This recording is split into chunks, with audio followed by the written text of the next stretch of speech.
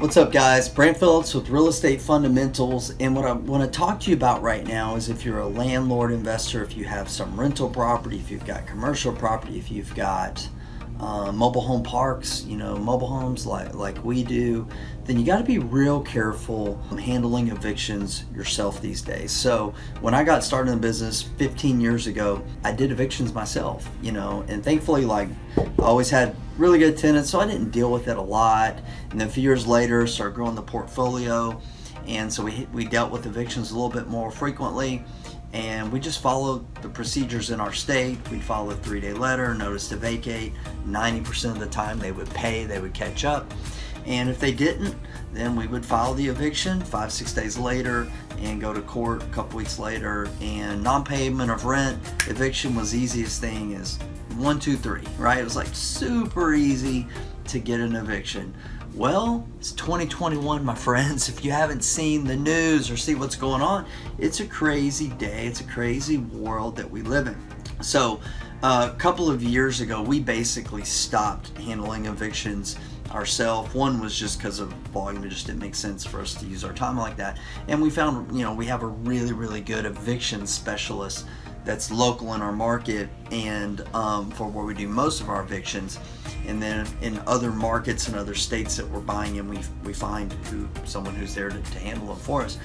But with today's day and age, with all this stuff the CDC is putting out, and the government with this eviction memorandum and moratoriums, all this kind of stuff, you got to be really, really careful, because you may think yourself saving yourself some money, but you're probably not. You're probably costing yourself some money, and just to kind of cover one misnomer that's out there, is you can still evict, okay?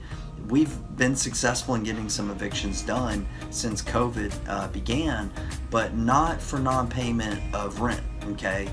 Not for non-payment of rent. We've been having a really hard time with a couple of owner finance foreclosures. That's a whole different story. But my point is hire a specialist. Hire someone that knows what they're doing with this. We just finished getting an eviction successfully, an eviction completed, and Melissa, who handles our evictions here locally, was telling me the story, what she did to prepare for it, some of the things that came up in court. And if I had been there, or one of my assistants or whatnot, we probably wouldn't have won. She had to kind of pull some things out of her wheelhouse and her years of experience to get that eviction done. So my friends, just for you to consider is, if you're going through an eviction period right now, in the day and age of COVID, and the day and age of big government, basically siding with the tenants over the landlords, be cautious, my friend. Get a specialist in there, because if that tenant is able to tie up that property, a month, 6 months, a year later, years later, which I've heard stories of tenants being able to, you're not going to be saving money just because you think you're saving a few $100. You're likely going to be costing yourself thousands and thousands of dollars.